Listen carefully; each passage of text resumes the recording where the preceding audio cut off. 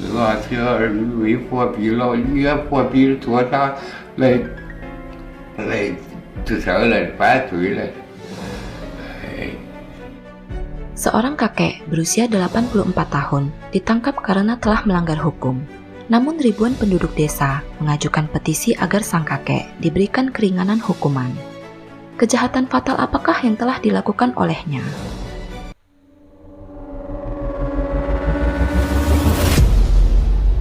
It's Jejelisius Story Time.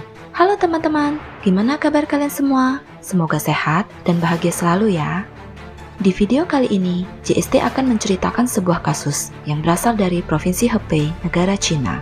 Seperti apakah kasusnya? Yuk kita mulai!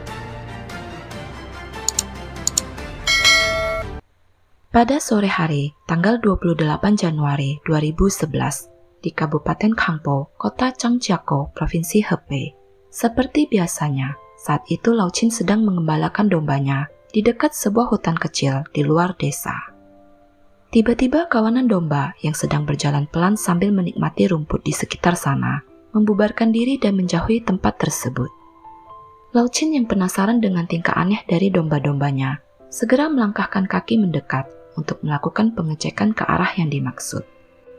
Dari kejauhan, dia melihat seperti adanya tumpukan hitam yang sedikit mencurigakan. Karena penasaran, dia pun bergerak mendekat dan betapa kagetnya dia ketika mendapati bahwa itu adalah sesosok tubuh manusia yang telah hangus terbakar. Karena panik, dia segera berlari ke arah desa untuk melaporkan kejadian tersebut kepada aparat desa setempat. Dengan cepat, polisi yang mendapatkan kabar dari aparat desa segera mendatangi lokasi kejadian untuk melakukan penyelidikan. Letak sosok tubuh yang terbakar tersebut berada di pinggir jalan dalam posisi meringkuk, namun wajahnya sudah tidak dapat dikenali lagi. Polisi menemukan sebuah tutup botol berwarna merah yang berbau bensin di dekat korban. Tidak adanya tanda-tanda telah terjadi perkelahian di sekitar lokasi kejadian, serta terdapat jejak ban sepeda motor yang terlihat lumayan jelas, membuat polisi berasumsi bahwa mayat tersebut telah dibawa menggunakan motor dan dibuang di lokasi tersebut. Oleh karena itu, tempat kejadian perkara seharusnya tidak akan jauh dari lokasi penemuan mayat. Polisi yang melakukan pencarian sejauh 2 km dari sana akhirnya berhasil menemukan jejak ban motor yang sama yang mengarah ke bagian selatan dari hutan tersebut. Mereka segera menuju ke arah pedesaan yang ada di sekitar sana, namun tidak berhasil mendapatkan petunjuk penting. Sementara itu, para penduduk yang mengetahui tentang penemuan mayat tersebut menjadi panik karena takut akan menjadi sasaran berikutnya dari si pelaku. Walaupun saat itu, petunjuk yang berhasil didapatkan oleh polisi masih sangat sedikit sekali. Namun untuk menghilangkan kekhawatiran para penduduk desa, polisi harus berupaya keras agar kasus tersebut dapat terselesaikan secepat mungkin. Dari hasil identifikasi forensik, ditemukan sebuah buku telepon di dalam saku baju yang berada di bagian dada korban. Berdasarkan keterangan yang diberikan oleh dokter forensik, dikatakan bahwa ketika tubuh terbakar, korban secara naluriah akan membalikkan tubuh dan meringkukkan anggota tubuhnya, sehingga hal tersebut membuat buku yang terletak di bagian dada korban lebih terlindungi. Walaupun sebagian besar nomor telepon yang berjumlah lusinan di dalam buku tersebut telah terbakar dan tidak dapat dikenali lagi, namun ada juga sebagian kecil yang masih bisa terbaca. Dengan hati-hati, mereka mencoba untuk merangkai nomor telepon yang tersisa, dan akhirnya berhasil menemukan sebuah nomor telepon yang hanya kekurangan 1 digit angkanya saja, yang tidak kelihatan karena telah terbakar. Setelah diselidiki lebih lanjut, akhirnya ditemukan sebuah nama yang tertera di atas nomor telepon tersebut, yang bertuliskan nama Tuan. Dari hasil penemuan tersebut, polisi kemudian berhasil mengetahui identitas seorang pria yang bernama Tuan Chong, yang tinggal di desa Changye, yang kebetulan lokasinya berada di arah selatan dari hutan, sama seperti jejak ban motor yang ditinggalkan oleh pelaku yang mengarah ke bagian selatan dari hutan tersebut juga. Tanpa membuang waktu, Tuan Chong pun segera dipanggil ke kantor polisi untuk dilakukan pemeriksaan terhadapnya. Awalnya polisi menunjukkan foto korban dan meminta Tuan Chong untuk mengidentifikasi, namun dia mengatakan sama sekali tidak mengenalinya. Akan tetapi, polisi tidak mempercayainya begitu saja, karena saat diinterogasi, Tuan Chong kelihatan sedikit gugup, sehingga polisi bertambah curiga kepadanya. Mereka kemudian menggeledah ponsel Tuan Chong dan menemukan bahwa ternyata memang benar itu adalah nomor ponsel miliknya, hanya selisih 1 angka saja. Di bawah tekanan interogasi, akhirnya Tuan Chong tidak bisa mengelak dan mengakui bahwa korban adalah saudara iparnya yang bernama Liu Zhecheng. Dari keterangan yang didapatkan, akhirnya kasus tersebut mulai berhasil terpecahkan. Ternyata yang melakukan semua itu adalah Tuan Chong sendiri bersama dengan kakak tertua korban yang bernama Liu Chuiyuan. Namun yang lebih mengejutkan lagi adalah pelaku utamanya ternyata adalah ayah kandung korban sendiri yang dipanggil dengan sebutan kakek Liu. Mengapa kakek Liu yang kala itu telah berusia 84 tahun begitu tega menghabisi putra bungsu yang telah dibesarkannya selama puluhan tahun dengan tangannya sendiri? Ada masalah besar apakah di antara mereka?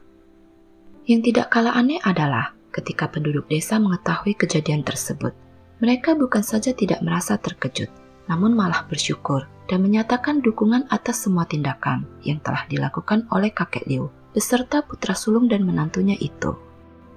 Pada hari ketiga setelah kejadian tersebut, ribuan penduduk desa setempat bahkan menandatangani petisi untuk memohon pengampunan dan keringanan hukuman kepada ketiga pelaku. Bagaimana bisa mereka malah melakukan pembelaan terhadap orang yang telah melakukan pelanggaran hukum?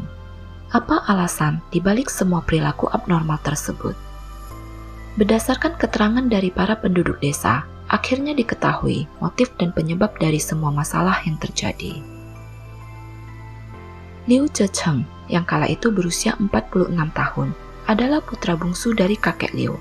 Dia adalah seorang yang pemalas, pengangguran berat, bahkan dipanggil bajingan pembuat masalah oleh para penduduk desa.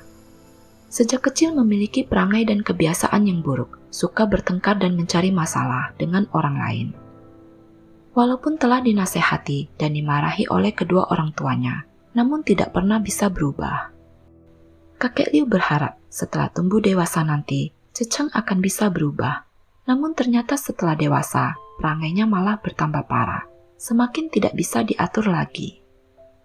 Setelah berusia 20-an tahun, bukannya pergi mencari kerja, setiap hari hanya bermalas-malasan. Jangankan mau membantu kedua orang tuanya, setiap hari kerjaannya hanya pergi berjudi, mabuk-mabukan, pergi ke tempat pelacuran, berkelahi, tidak ada rasa takut dan hormat terhadap siapapun. Jika uang habis, tinggal pulang ke rumah minta kepada kedua orang tuanya dan kedua saudaranya. Parahnya lagi, kalau tidak diberi uang, maka akan mengamuk dan memukuli kedua orang tuanya yang telah lanjut usia. Seluruh uang simpanan seumur hidup kakek Liu dan istrinya, sejumlah puluhan ribu yuan, telah dihabisi olehnya begitu saja. Suatu hari, ketika orang tuanya tidak memberikannya uang dan malah berusaha menasehatinya, agar dia dapat menahan diri dan sedikit berhemat, tidak berfoya-foya. Bukannya mendengar, Zhecheng marah besar dan mulai memukuli kedua orang tuanya dengan kalap. Kali ini adalah yang terparah di antara semua perlakuan buruknya selama ini. Dia memukuli ibunya sampai mengompol di celana. Bisa dibayangkan betapa kuat dan sakitnya pukulan yang diterima ibunya. Yang paling miris adalah bajingan ini kemudian memaksa ibunya untuk menjilat urinnya sendiri yang ada di lantai sampai bersih. Lebih kasihan lagi, setelah kejadian tersebut, ibunya menjadi sakit-sakitan dan tidak berapa lama kemudian akhirnya meninggal dunia. Setelah ibunya tiada akibat perbuatannya, Zhecheng bukannya sedikit bertobat, malah semakin menjadi-jadi. Dia akan kembali memukuli ayahnya jika tidak memberikannya uang. Hal itu terjadi secara terus-menerus. Kakek Liu yang sudah tua tentu saja tidak mempunyai pendapatan, hanya mengandalkan uang tunjangan hari tua dari pemerintah. Bagaimana bisa dia memberikan uang kepadanya? Namun Zhecheng tidak peduli dapat dari mana uang tersebut.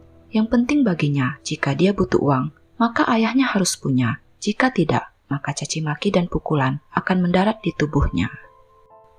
Suatu ketika, dikarenakan kakek Liu tidak dapat memberikannya uang, Zhecheng memaksanya untuk meminta uang kepada kakak keduanya, istri dari Tuan Chong. Tentu saja kakek Liu tidak mau mengikuti kemauannya. Selain perekonomian keluarga Tuan Chong juga tidaklah terlalu bagus, Ceceng juga sudah terlalu sering meminta uang kepada mereka.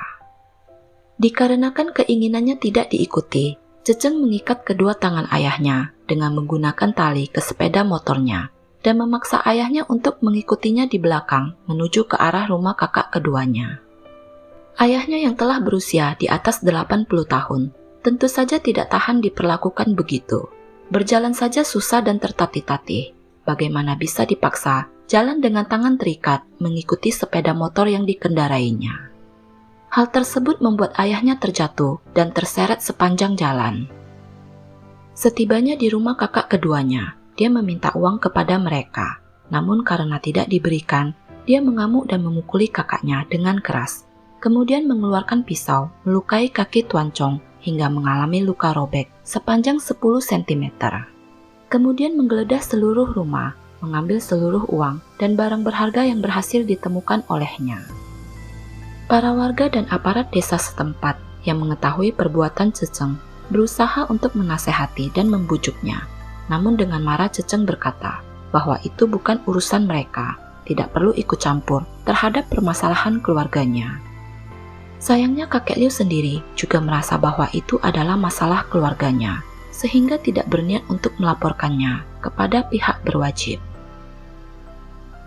Pada hari kejadian, tanggal 27 Januari 2011, sekitar pukul 7 pagi, Ceceng kembali menelpon ayahnya untuk meminta uang. Namun ayahnya bersikeras menolak permintaannya.